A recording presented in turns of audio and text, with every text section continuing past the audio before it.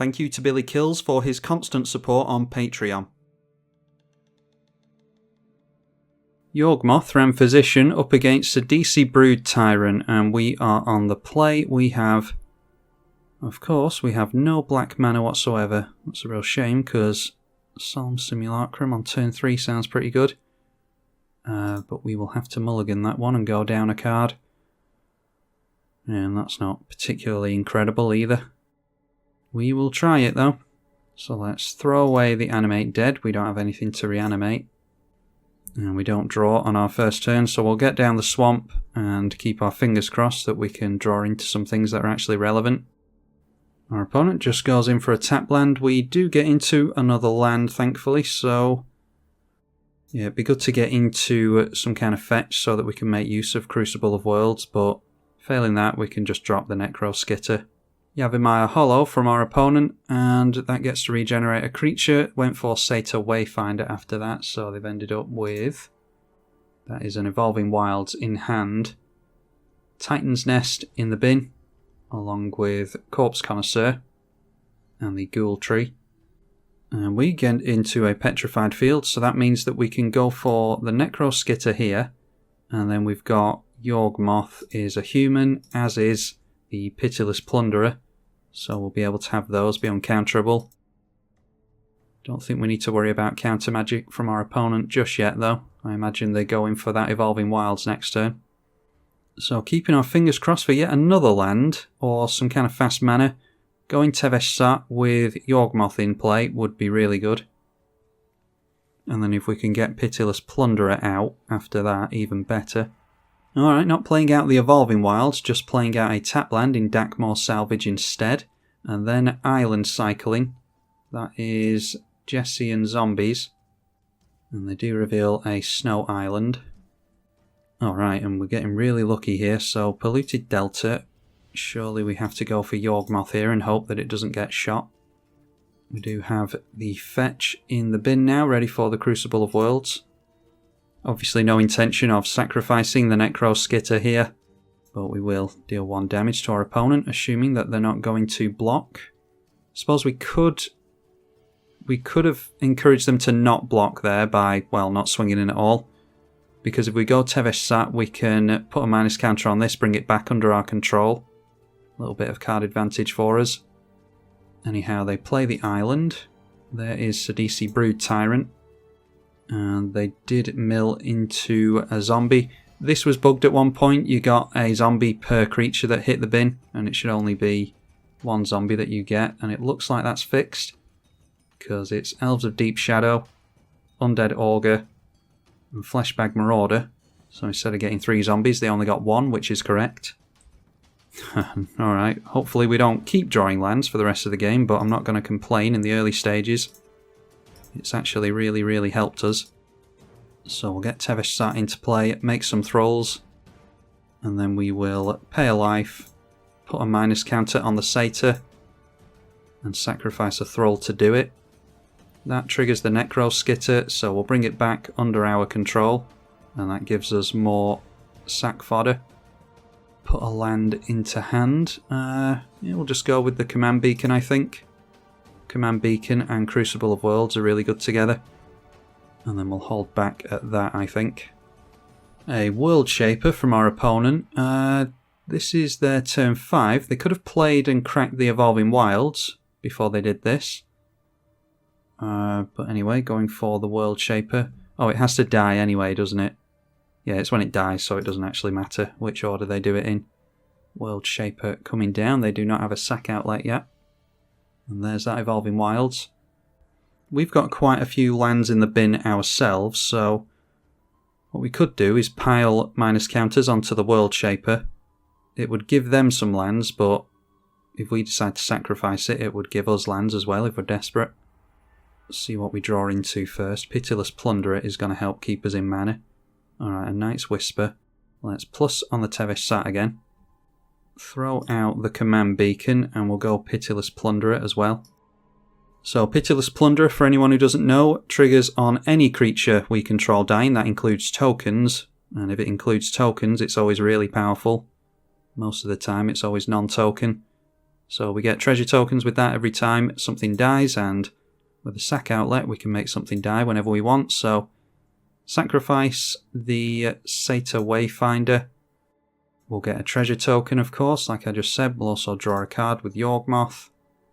Alright, that gets us into Phyrexian Arena. I might play that. Go after the World Shaper again. That gets us into Sengir Autocrat. So maybe... I'm not going to swing in here.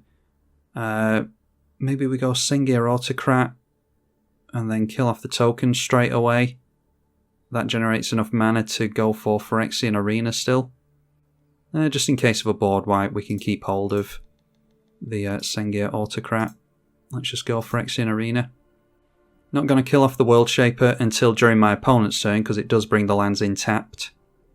They're pretty slow lands anyway. We might be up against a more casual player, so if we do end up stomping our opponent, I do apologise. I won't count this video as a real victory. But just in case, we'll get the lands in during their turn. No decent attacks that they can make here, although they're going for the World Shaper anyway. Oh, I see, and deciding to mill 3 cards, so why don't we kill it off in response so they don't get too many lands out of that. Get rid of a Thrall in order to do it. Makes a treasure token, draws us a card, and we'll get that World Shaper into play under our control as well. Never made too much use of the Necro Skitter, so glad to be seeing some use of it in this game. So that trigger goes on the stack before they mill. They get the 2 fetches into play, and then they'll mill. We'll see if they were going to get into some lands. They weren't anyway. They do get a dredge creature in Golgari Grave Troll though. Oh, beg your pardon, there was a snow-covered swamp there, so they were going to get into a land. Wailing Ghoul in there as well. Fleshbag Marauder, so plenty of zombies. You assume there were going to be zombies, because they do have the, Undead Augur, which obviously triggers from zombies. Haven't seen a parallel lives yet, luckily. Still 7 cards in their hand, though. Oh wow, and that is an Underrealm Lich. That is really, really good. I think we pretty much have to blow that up. I'm drawing in 2 Cabal Coffers as well, by the way, so I think it's well worth getting the extra swamps out of the bin before the end of this turn. So let's start piling the counters on this thing now. We'll go for World Shaper being sacrificed. They can have that back. Triggers both the World Shaper and the Pitiless Plunderer. We'll get our lands from the graveyard straight into play. And then we'll put another minus counter on the Underrealm Lich. Thrall token can be sacrificed this time. And then we've got an Animate Dead, which I don't think... Oh, that is actually pretty relevant with Pawn of Ulamog in the bin. We can start generating... Oh, it's when non-tokens die, so... Yeah, we could probably still get it back. Let's see what we draw with the Phyrexian Arena before we make any decisions. Okay, Weaponcraft Enthusiast. We're going to be able to litter the board with lots of tokens here. Let's drop Cabal Coffers. Expedition Map obviously gets Urborg here, I think. So we'll sacrifice Polluted Delta to get another swamp so that Cabal Coffers is better. Tap down our colourless lands into Cabal Coffers, generate 6. We'll go Expedition Map. Sacrifice the Expedition Map, and that will allow us to search up the Urborg. We can play that next turn. Turns all of our lands into swamps for the Cabal Coffers, of course. So then we can go Animate Dead.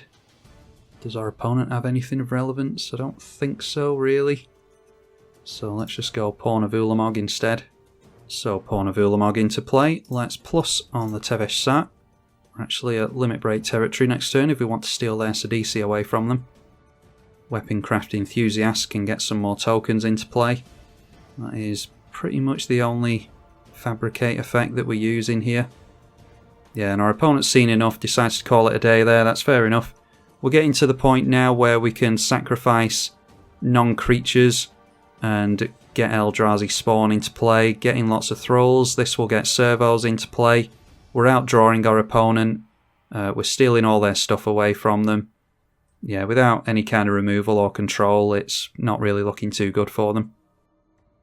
Up against Imoti, Celebrant of Bounty this time, and that is a one-lander. We certainly are not going to keep that. into a 3-lander with a Skull Clamp and a Butcher Ghoul. I think we can certainly keep that one. So, yeah, I don't think we're going to be comboing off with Geralf's Messenger too soon, so let's get rid of that. Can always tutor it up if we want to start comboing off with that one. So we are on the play yet again. We're against a Simic player. Do we have to worry about them countering the Skull Clamp?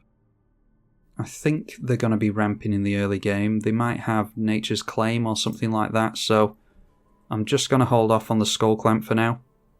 Might even go Butcher Ghoul turn 2, turn 3 Liliana, and then maybe we just go Yawgmoth, sacrifice the Butcher Ghoul, and flip the Liliana around.